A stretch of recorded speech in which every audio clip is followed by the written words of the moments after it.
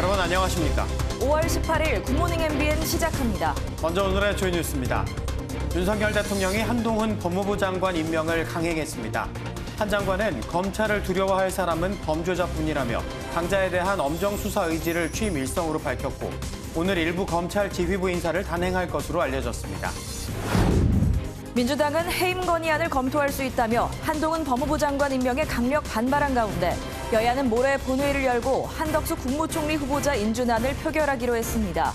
여야 대치심화와 함께 전국이 급속히 얼어붙으면서 한 후보자 국회 인준안 표결은 부결로 흐를 공산이 커졌습니다.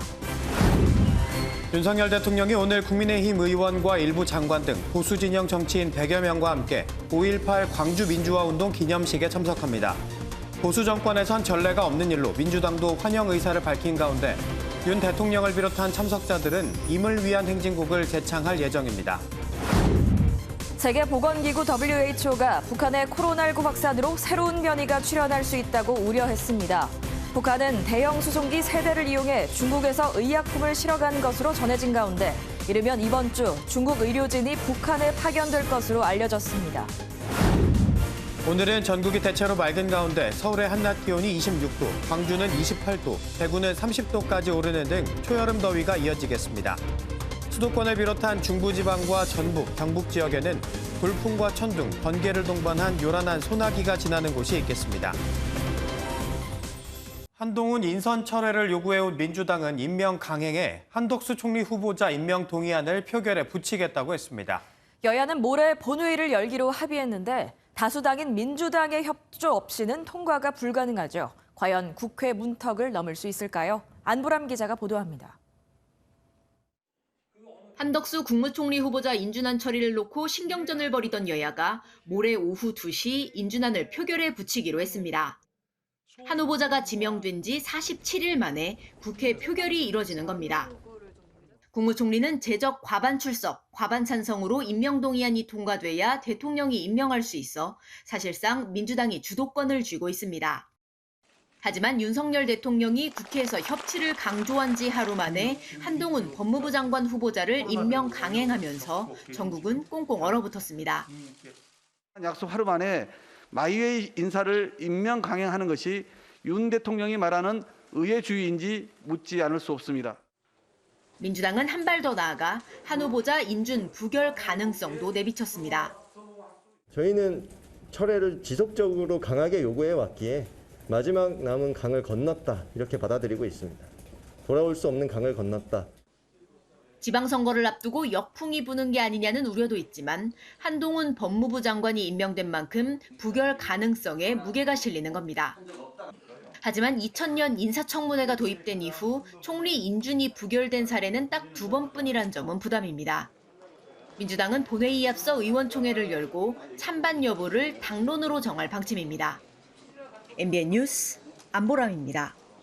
한동훈 신임 법무부 장관은 검찰을 두려워할 사람은 오직 범죄자뿐이라고 취임 일성을 밝혔습니다.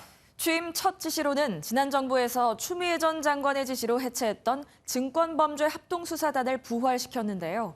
또 이르면 오늘 후속 검찰 인사도 발표할 것으로 보입니다. 오지혜 기자입니다.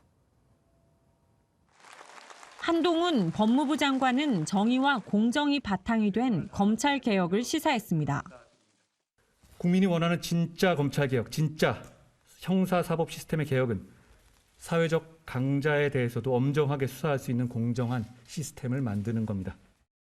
검찰의 일은 국민을 범죄로부터 보호하는 것이며 할 일 제대로 하는 검찰을 두려워할 사람은 오직 범죄자뿐이라고 덧붙였습니다. 한 장관은 특히 서민을 울리는 경제 범죄에 신속 대응해야 한다며 1호 지시로 이전 정부에서 해체한 증권범죄 합동수사단을 즉시 부활시키겠다고 밝혔습니다. 후임 검찰총장 인선까지는 통상 한 달 정도 시간이 걸리는 만큼 이르면 오늘 대검 차장과 서울중앙지검장, 검찰국장 등에 대한 인사도 뒤따를 전망입니다. 이원석 제주지검장과 신자용 서울고검 송무부장, 송경호 수원고검 검사, 권순정 부산 서부지청장 등이 발탁될 가능성이 큰 것으로 전해집니다. 이런 가운데 법무부 청사 앞에는 한 장관의 취임을 축하하는 화환이 줄을 이었습니다. MBN 뉴스 오지혜입니다. 북한이 그제 발표한 신규 발열자는 27만여 명으로 사망자는 6명이 늘어난 56명으로 집계됐는데요. 이런 상황에서 어제 북한 고려항공 소속의 50톤급 대형 수송기 3대가 중국에서 의약품을 실어간 것으로 전해졌습니다. 강영호 기자가 보도합니다. 북한의 발표에 따르면 그제 오후 6시까지 만 하루 동안 발생한 북한 내 발열자는 27만여 명, 사망자는 6명입니다. 누적 발열자는 148만여 명으로 이 중 66만여 명이 치료 중이라고 북한은 밝혔습니다. 지역별 환자를 살펴보면 평양에서만 약 20만 명으로 전체의 30% 이상을 차지했습니다. 북한은 김정은 국무위원장 지시에 따라 24시간 의약품 공급에 북한군을 투입했고 고려항공 소속 50톤급 대형 수송기 3대가 중국 선양공항에서 의약품을 싣고 돌아왔다고 대북 소식통은 전했습니다. 자오리젠 중국 외교부 대변인은 비슷한 시각 중국과 북한은 위기 때 돕는 훌륭한 전통이 있다고 애들러 시인했습니다. 이런 가운데 조선중앙TV는 연이틀 재난방송을 이어갔습니다. 모관이나 코안 세척은 0.5% 정도의 연한 소금물이나 중조수로 하는 것이 좋습니다. 노동신문도 식염수 양치, 혀 닦기 등을 증상 완화책으로 소개하는 등 방역에 열을 올리는 모습입니다. 소금물 양치 정도는 할 수 있는 거라고 생각을 합니다만 북한이 더 다른 대책을 세울 수 없다는 게 지금 그들이 처한 환경이다. 우리 정부가 보낸 코로나 방역협조 통지문에는 여전히 묵묵부답인 상황에서 권영세 통일부 장관은 대북 직접 지원이 안 되면 국제기구를 통한 지원도 생각할 필요가 있다고 말했습니다. MBN 뉴스 강영호입니다. 이런 가운데 오미크론보다 전파력이 높은 새 변이가 국내에서 추가로 발견됐습니다. 지난 4월 남아프리카 공화국에서 우세종이 된 후 현지 확진자가 하루 평균 6배 이상 증가할 정도로 전파력이 매우 높은 변이입니다. 이상주 기자입니다. 국내 스텔스 오미크론 하이 변이와 재조합한 변이가 추가로 검출됐습니다. BA4와 BA5가 국내에서 처음으로 확인된 건데 남아공에서 입국한 확진자로부터 BA4 한 건이 발견됐고 터키에서 입국한 확진자와 국내 확진자에게 BA4, 5 두 건이 확인됐습니다. 국내에서 지금까지 발견된 오미크론 계통 변이는 총 6종, 감염자는 30명으로 늘면서 미국과 유럽 등 여러 나라에서 나타나는 재유행에 대한 우려가 커지고 있습니다. 5월 12일 날 확진이 되신 분입니다.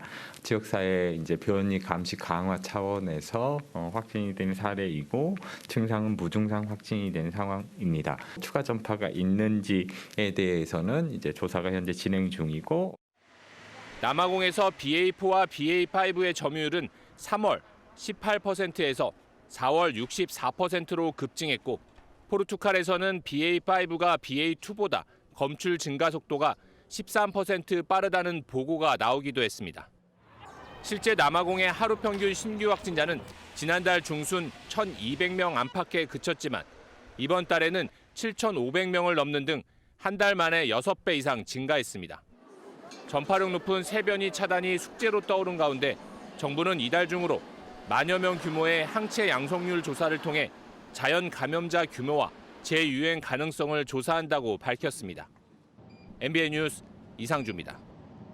강민진 전 청년정의당 대표가 당내 성폭력 피해를 지도부가 묵살했다고 주장했죠. 하루 만에 정의당이 해명을 내놨습니다.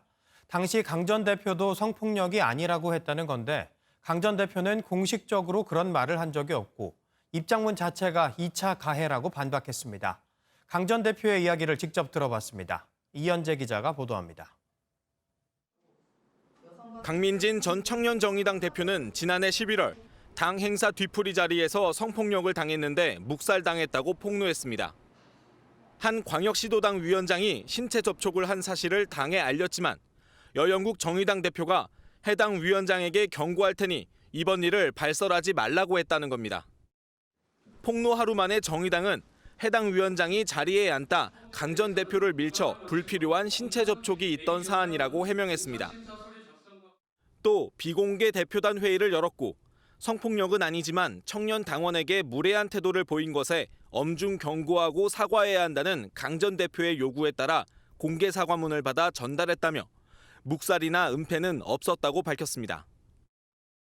강 전 대표는 사과문을 확인한 후 내용이 괜찮고 수용하겠다는 취지로 당 젠더인권특위위원장에게 답을 보내왔습니다.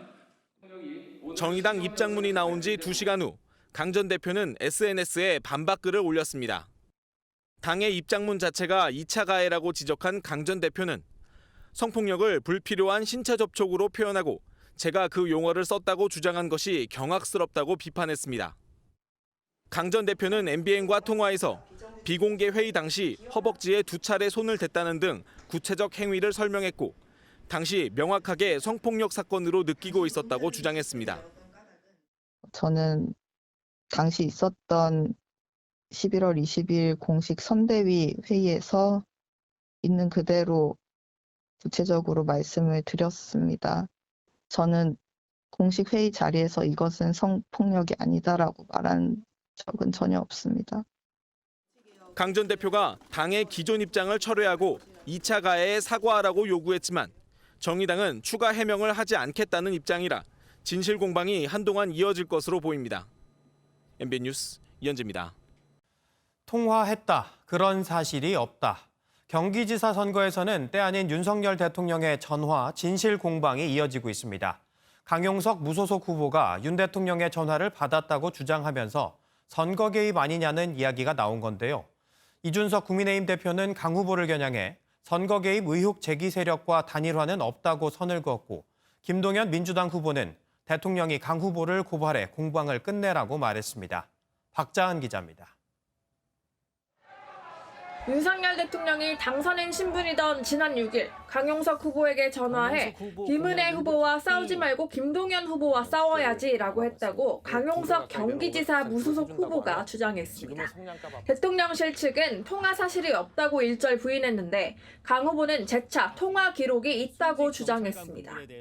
민주당 쪽에서 이걸 정치적으로 이용하느라고 선관위에 고발까지 한 상태라서 더 이상 구체적인 말씀은 드리고 싶지 않지만 전혀 개입 이런 건 없었다.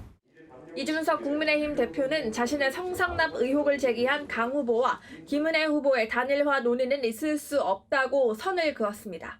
대통령의 선거 개입 의혹을 제기한 세력과 단일화는 어불성설이라는 겁니다. 당 내부에서도 거부감이 적지 않습니다. 우리 당의 기본적인 입장은 이제 중도 확장, 청년 중도 확장이기 때문에 극단 세력과는 경선을 통해서 단일화하거나 이런 일은 없다는 겁니다. 이런 가운데 김동연 경기지사 더불어민주당 후보 측은 공방을 끝내려면 대통령이 강 후보를 고발해 사실관계를 밝혀야 한다며 불쾌감을 드러냈습니다. MBN 뉴스 박자은입니다. 어제 윤석열 정부 들어 처음으로 내년도 최저임금을 결정하는 제2차 전원회의가 열렸습니다. 상견례 격인 1차 회의에 이어 열린 기초심사인데 노사는 윤 대통령의 후보 시절 공약인 업종별 차등 적용을 두고 신경전을 이어갔습니다. 심가연 기자입니다. 양곡화 해소위에 최저임금 대폭 인상하라! 새 정부 들어 처음으로 열린 내년도 최저임금 결정 회의를 앞두고 모인 양대 노총.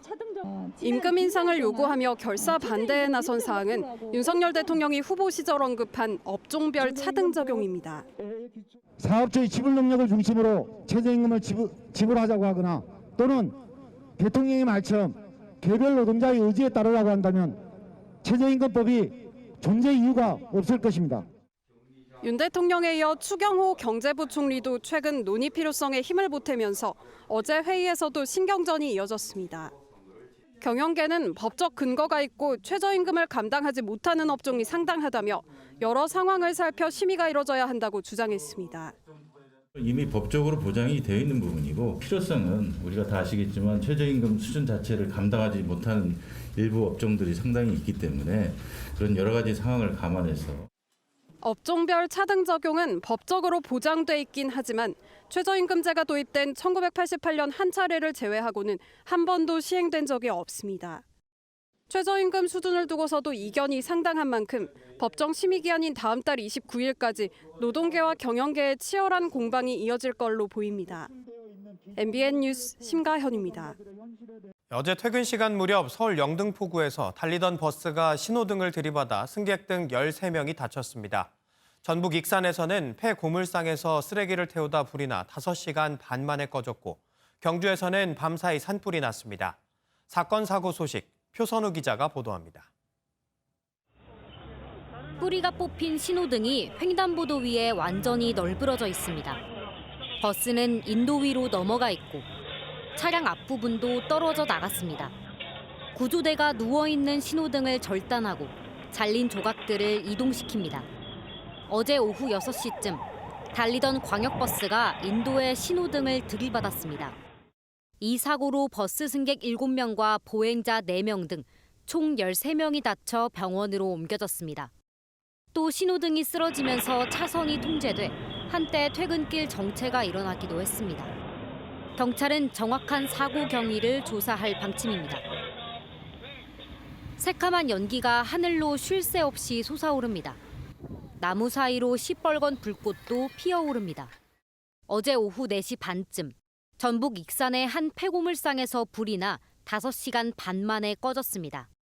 이 불로 소방추산 300만 원 상당의 재산 피해가 났고 다행히 인명피해는 없었습니다. 소방당국은 쓰레기를 태우던 중 불이 옮겨 붙은 것으로 보고 정확한 피해 규모를 조사하고 있습니다. 짙은 어둠 속 산속에서 불길이 치솟고 진화대원들이 낙엽을 쉴 새 없이 긁어냅니다. 어제 오후 8시쯤 경북 경주 건천읍의 한 야산에서 불이 나 3시간 만에 꺼졌습니다. 불이 난 곳은 민가와 떨어져 있어 다행히 인명피해는 없었지만 이 불로 산림 8,000제곱미터가 탔습니다. 산림당국은 입산자가 실수로 불을 낸 것으로 보고 산불 조사를 실시해 가해자를 검거할 계획입니다. MBN 뉴스 표선우입니다. 말을 안 듣는다는 이유로 3살 딸을 밀어 숨지게 한 친엄마가 경찰에 구속됐습니다. 대구경찰청은 어제 아동학대 치사 혐의로 20대 여성 A씨를 구속해 수사 중이라고 밝혔습니다. A씨는 지난 12일 오후 6시쯤 대구시 동구 자신의 집에서 말을 듣지 않는다며 3살 딸을 밀쳐 머리를 다치도록 해 숨지게 한 혐의를 받고 있습니다. 경찰은 숨진 딸에 대한 부검을 진행하는 한편 A씨를 상대로 정확한 사건 경위를 조사하고 있습니다.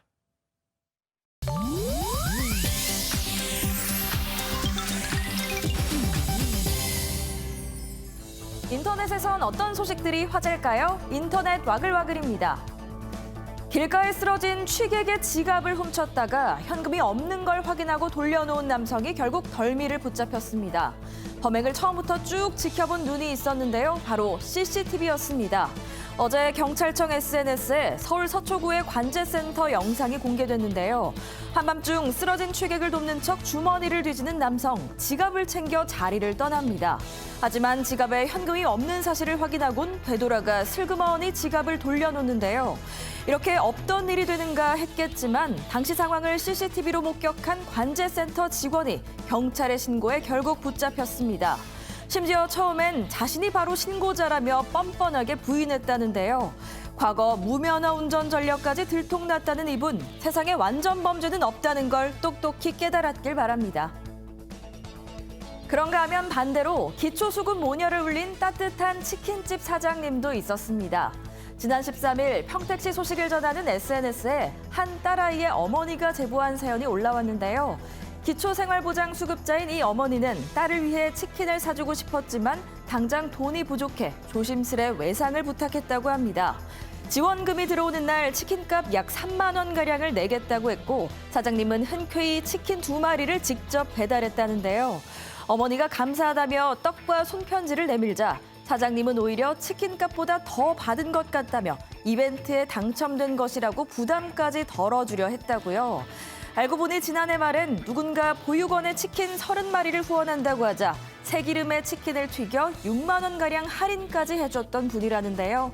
누리꾼들은 이런 집이 대박나야 한다며 입을 모아 훈훈하다는 반응을 보였습니다. 마치 카메라 필터를 씌운 듯한 이 장면. 이라크 바그다드의 하늘이 모래 폭풍으로 누렇다 못해 붉게 물든 모습입니다. 현지 시간으로 16일 강력한 모래 폭풍이 불어닥쳐 6개 주에서 호흡기 환자가 속출했다는데요.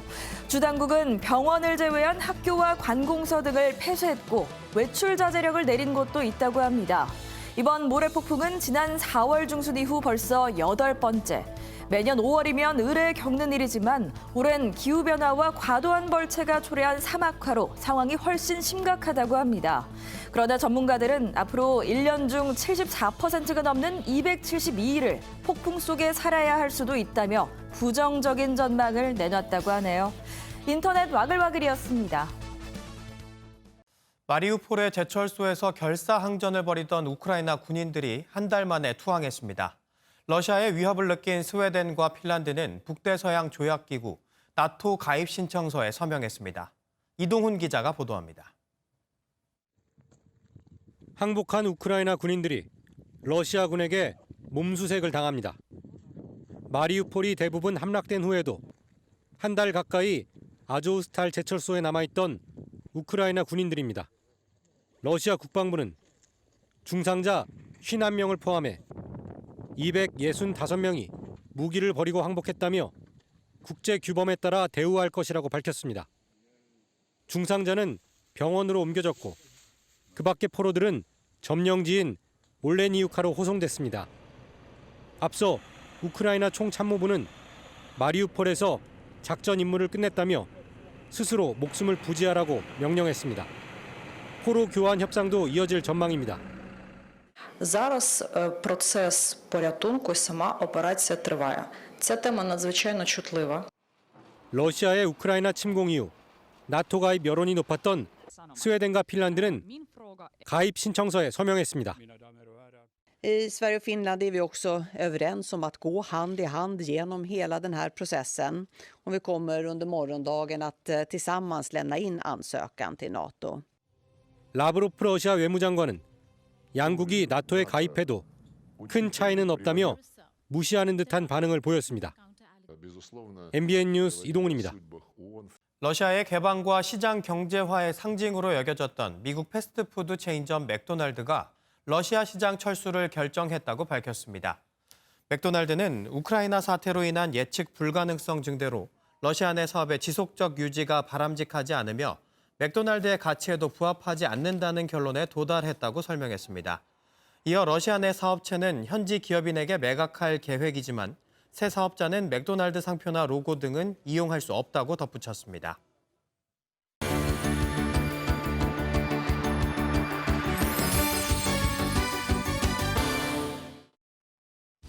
굿모닝 월드입니다.